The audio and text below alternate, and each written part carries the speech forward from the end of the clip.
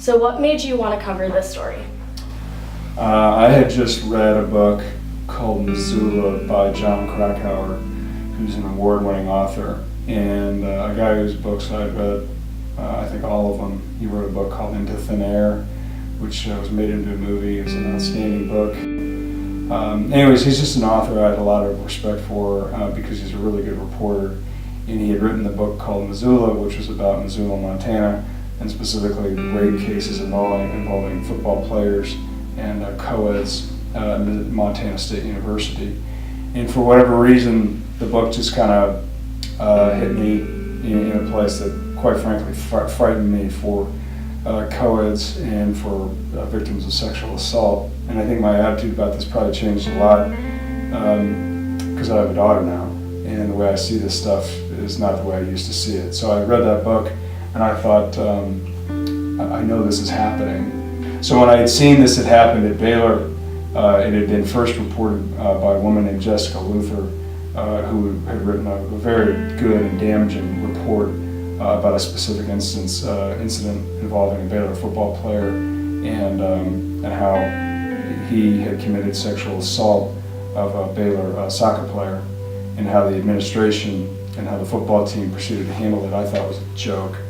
So I think when you combine those two different things, kind of where I was in my head about sexual assault, and specifically sometimes the brazen behavior of football teams, and specifically football coaches, it just motivated me to follow up on it, and I took a keen interest in it. Did anybody ever tell you not to cover the story? No, nobody ever did. Nobody ever told me not to pursue it. Because I've been at my place of employment long enough, I had some trust there to follow my instincts with it. So no, nobody ever said don't do this.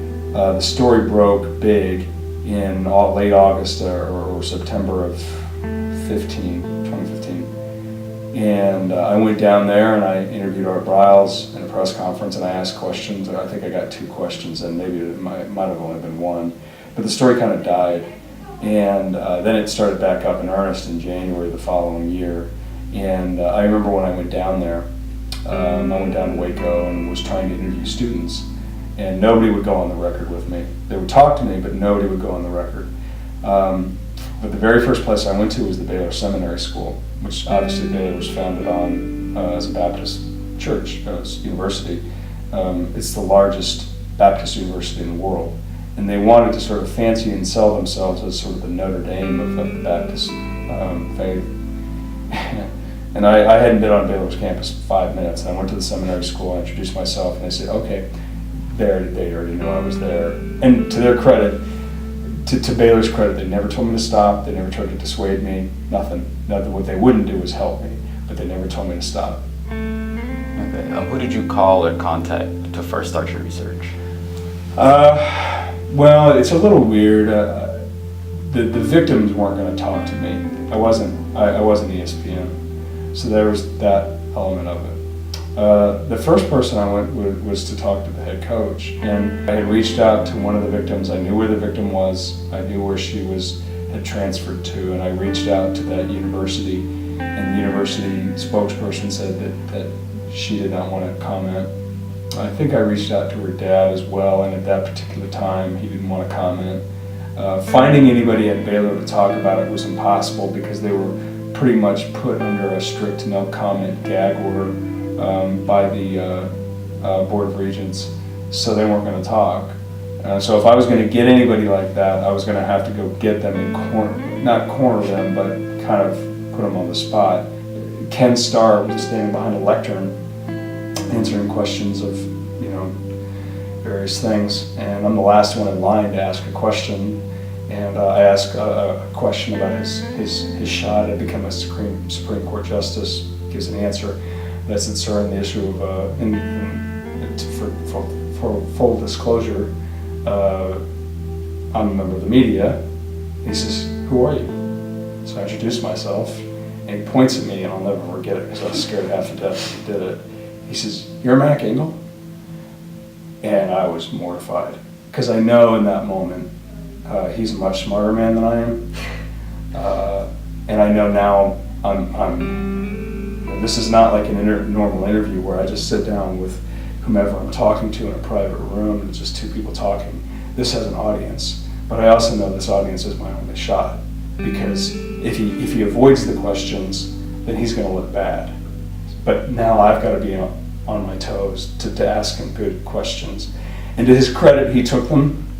He said what he could say, which wasn't very much, but I found in that particular case the best way to do those things was just to go at them, and that was the way I did it. It turned to be a really good interview, and then a few months later when he resigned, he actually called me on my phone because he respected the fact that I stayed on that story for as long as I did, and it's a weird thing. The weirdest thing about that interview when I was done, I remember this, I was done with the interview, because the event organizer started to pull on my jacket. I was wearing a sport coat, and he was pulling on my jacket like, that's enough.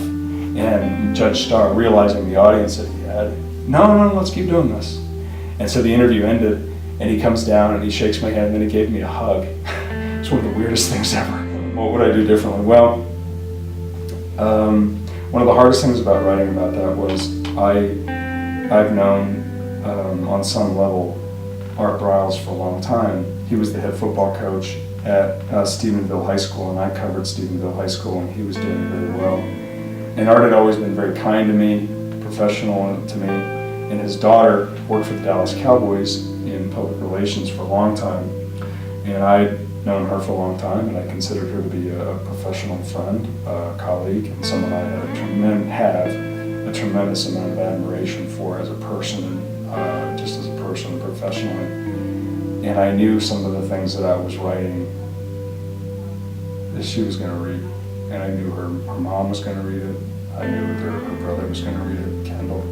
And I knew certainly Art was going to read it. And I wrote a few things that I wish I could take back. I couldn't apologize about it, because if I apologized about it, it would seem wildly insincere and I was wishy-washy, and you can't do that. But my job was, as a columnist, was to assess the situation and then offer my opinion. And I did that along with some original reporting. And when I look back at the word choice I had on some of the things that I wrote, I wish I could take some of those things back. I know you wrote many stories about this situation, but was there any particular story you wrote that essentially blew up? The one that really blew up, like I was at the top of Google, the Google page, was when I wrote that Baylor was considering to fire Art Briles. That was the one. And I remember when I wrote it, I interviewed a member of the Board of Regents, and I said, how do you solve this? And the guy was surprised I got him on the phone. He didn't recognize it. He didn't recognize the number. And I remember when he answered, hello? And I introduced myself. He said, I really can't be talking, but I said, just help me out. And I said, I won't take 2 minutes of your time, just help me out. I said, I won't quote you, it's all off the record, just help me out. I've got to write this. How do you all solve this? And he said, we know what we have to do. And I said, well, in my mind, the only way to solve it is to fire the head coach in the UD. He said, we know what we have to do. And I was, he didn't deny it. And I said, are you really telling me you guys would consider firing the most successful football coach in the history of the school? He said, we know what we have to do, and hang up. And I was flabbergasted. I'm like, oh my God. I'm like, they're really thinking about firing this guy. Was there anything you found out that surprised you? The one that surprised me the most was how common sexual assault is that goes unreported. Like, for the Department of Education compiles statistics for every school in the United States and how many instances of sexual assault are reported in a given year, right? It's pretty standard. Not pretty standard, it's very standard. So TCU, SMU, every school reports how many sexual assault cases they had reported to them in a given year. And if you saw the numbers, they'd make you cry, because they're not accurate. They're way on the low end, 20 or something like that for a year, 50 at A&M or something like that in a year, and you know that number's not right. You know that number's low. You know they're victims who aren't saying anything, right? So as saddening as it was to see those figures, the one that I thought was most disheartening was the fact that for a 3 or 4 year period, Baylor reported 0. This was not a football problem. This was a university problem, and its antiquated views of sex